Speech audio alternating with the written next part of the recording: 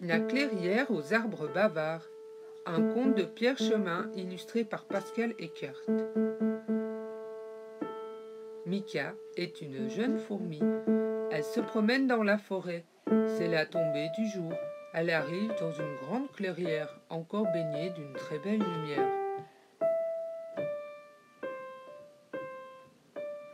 Bonjour, dit un arbre. Bonsoir, répond la fourmi. Pourquoi y a-t-il tant de bruit? Que se passe-t-il? Ce soir, tu vas assister à une rencontre internationale des esprits des bois. Ils viennent de très loin, même d'Afrique. J'ai un peu peur, mais j'aimerais bien voir cela, dit Mika. Viens, cache-toi dans mon écorce. Tu y seras en sécurité, dit l'arbre.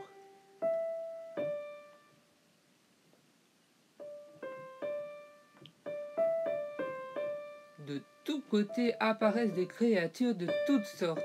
Il y a des lutins joyeux et des nutons avec leurs petites oreilles pointues, des nains barbus qui marchent en chantant et des elfes qui volent dans les airs avec leurs ailes de libellule.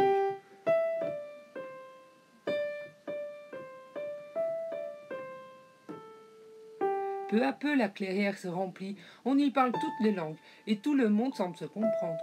C'est pourtant la première fois qu'un tel rassemblement a lieu.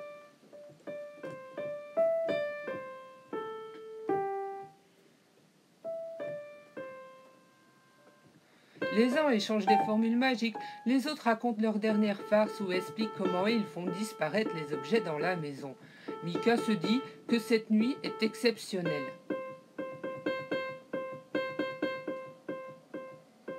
Soudain, la forêt entière se met à trembler.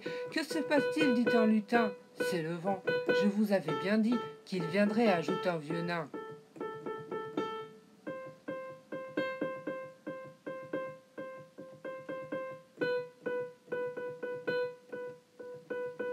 Et puis, comme par enchantement, plus rien.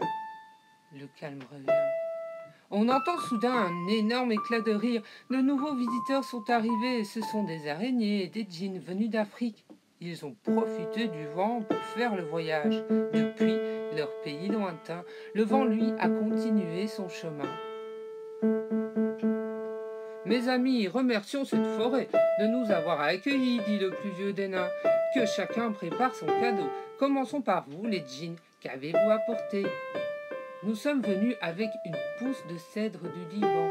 Vous verrez, cet arbre petit monter jusqu'à 40 mètres de haut. Grand, merci, disent en chœur les arbres de la clairière.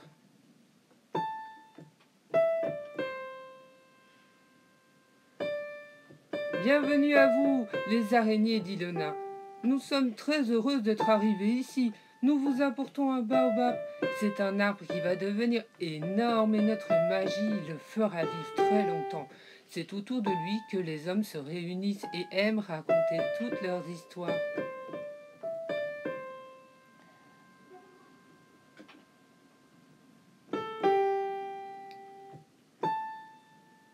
Et vous, les elfes, qu'avez-vous apporté? Interroge le vieux nain. Nous avons décidé de vous offrir un cadeau vraiment exceptionnel.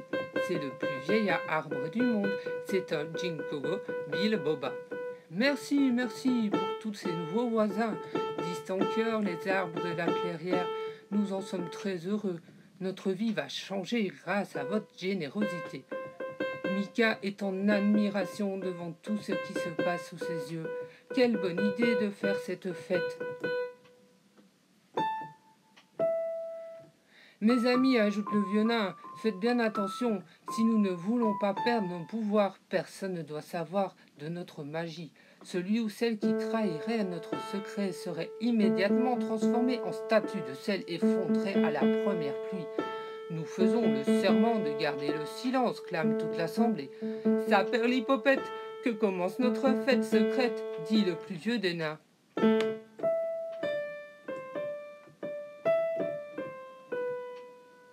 Il est grand temps de partir sur la pointe des pieds, pense Mika, mais je reviendrai plus tard dans cette clairière pour admirer les nouveaux arbres venus des 4 coins du monde, et elle s'éloigne, la tête pleine de merveilles.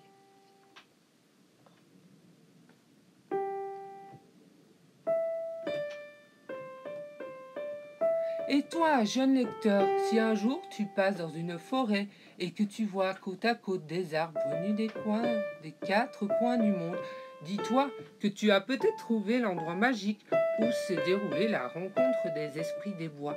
Alors, si tu prends le temps et que tu fais silence, tu comprendras peut-être pourquoi ce lieu s'appelle la clairière aux arbres bavards.